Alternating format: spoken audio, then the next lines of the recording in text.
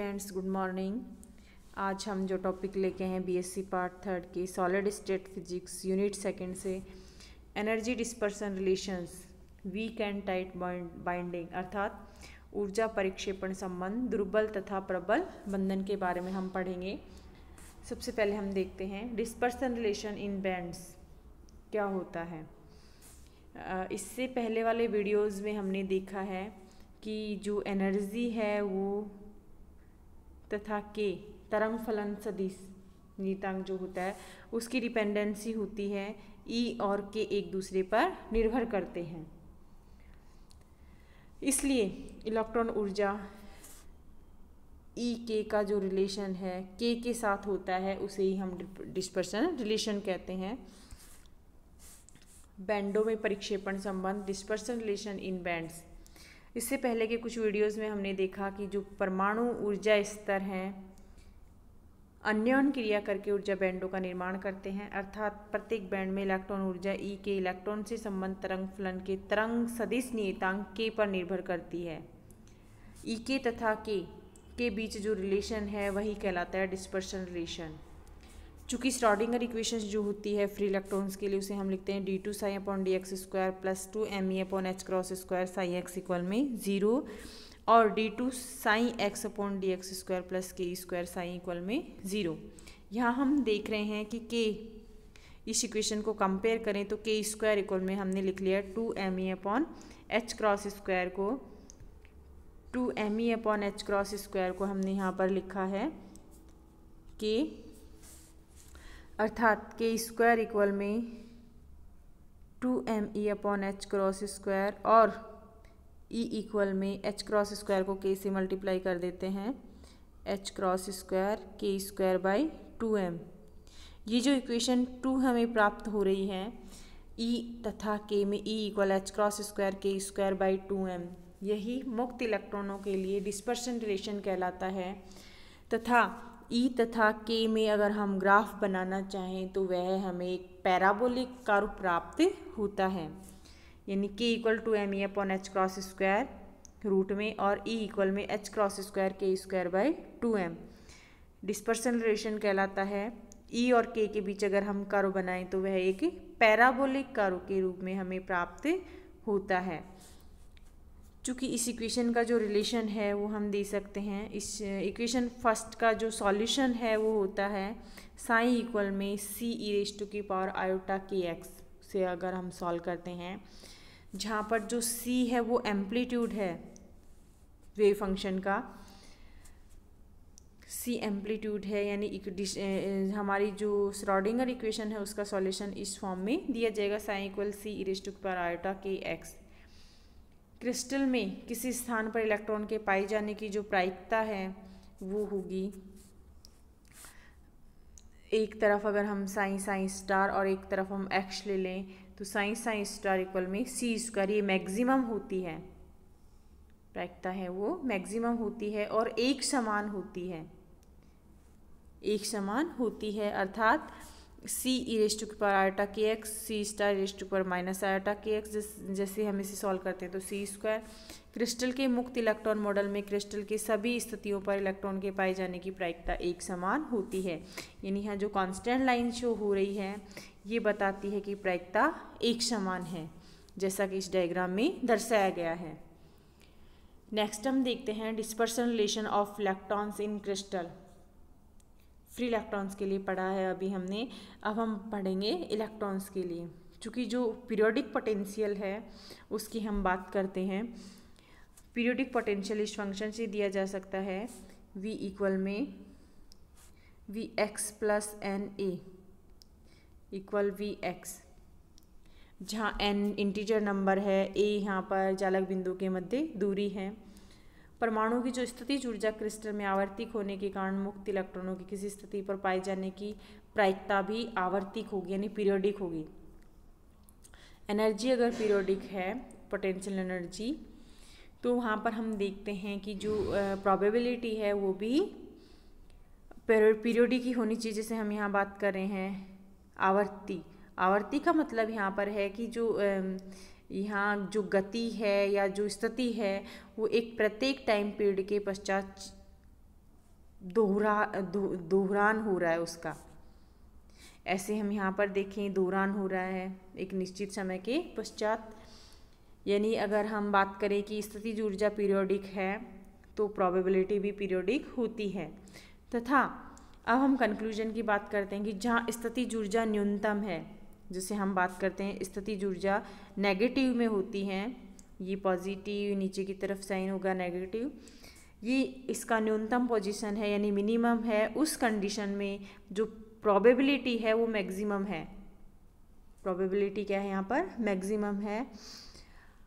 अर्थात दूसरी पोजीशन हम देख सकते हैं जहाँ पर स्थितिज ऊर्जा न्यूनतम है वहाँ जहाँ पर स्थितिज ऊर्जा अधिकतम है, यह जहाँ पर स्थितिज ऊर्जा अधिकतम है वहाँ पर प्रोबेबिलिटी न्यूनतम है। अगर हम बात करें एल, एम और एन पोजीशन यहाँ पर न्यूनतम प्रोबेबिलिटी के लिए हैं।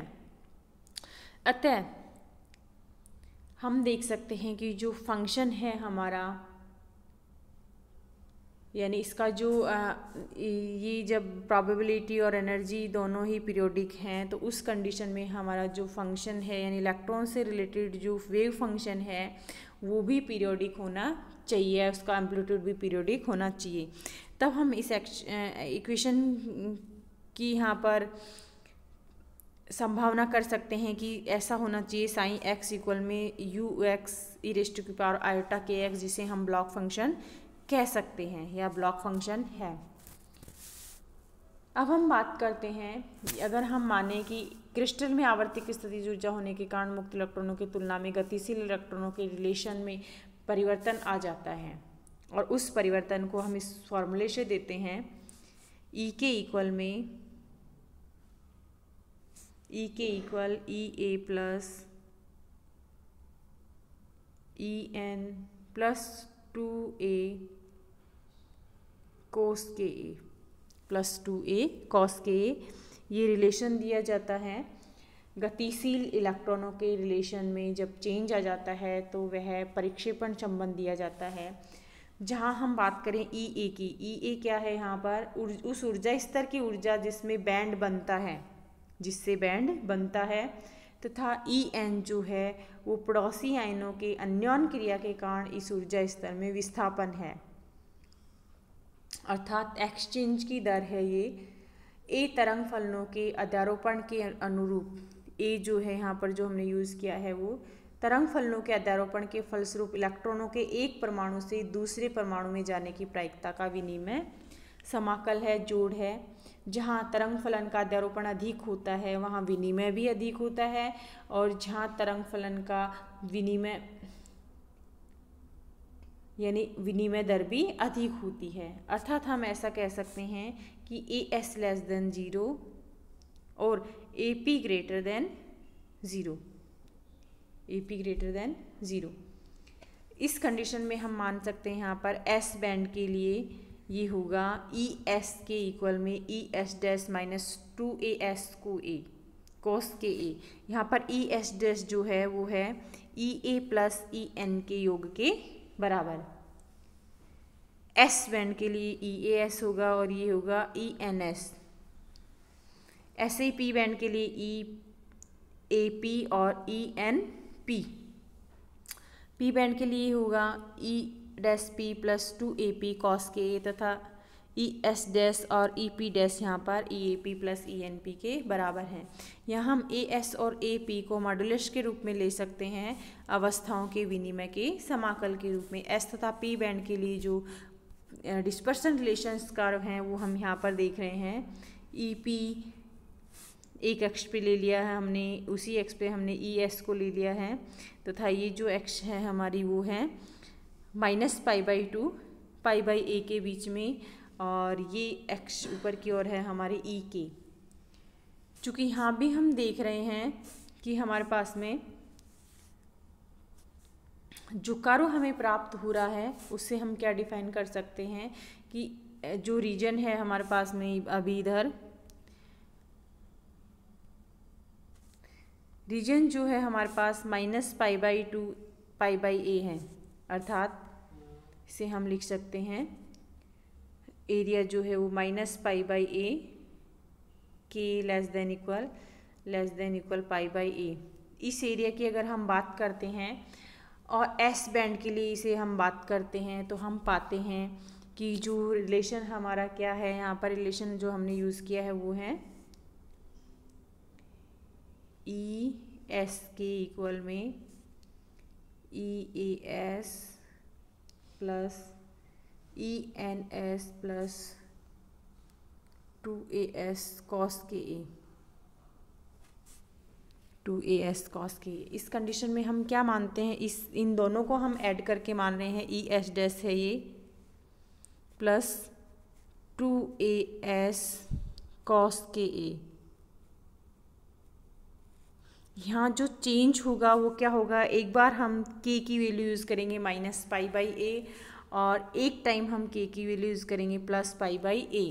जब हम minus pi by A use करते हैं तो ई एस जो प्राप्त होता है हमारा, ई एस इक्वल में वो होगा E S dash minus 2as, E S dash minus 2as और ये वेरी करेगा E S dash plus 2as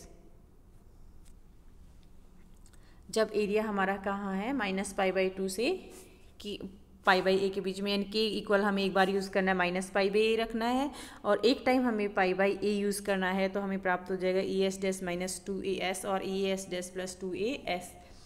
तो था पी बैंड के लिए सिमिलरली ये होगा, एस की जगह हम पी यूज़ करेंगे, एस की जगह हम पी यूज़ करेंगे, वो भी एक बार प्लस होगा एक बार माइनस होगा, यानी यहाँ तक चेंज हो रही है एनर्जी किसके लिए, एस और पी बैंड के लिए।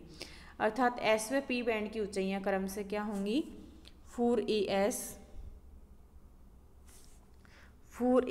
और 4AP और 4as के बीच होंगी। यहाँ पर जैसे जैसे ऊर्जा स्तर बढ़ता है, S से P, P से Q, Q से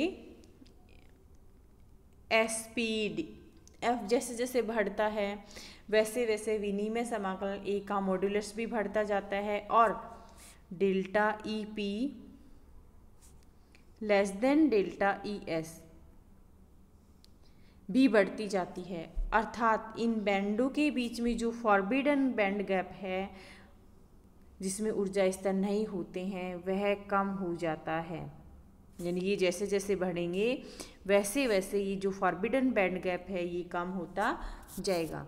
अब हम आगे पढ़ेंगे वीक एंड टाइट बाइंडिंग और वीक बाइंडिंग अप्रॉक्सीमेशन। वीक और टाइट बाइंडिंग के बारे में हम विस्तार से पढ़ रहे हैं यहाँ पर कि जैसे हम पोटेंशियल स्क्वायर वेल पोटेंशियल की बात करें कि उसमें जो बैंड्स होते हैं वो अलाउड बैंड्स होते हैं।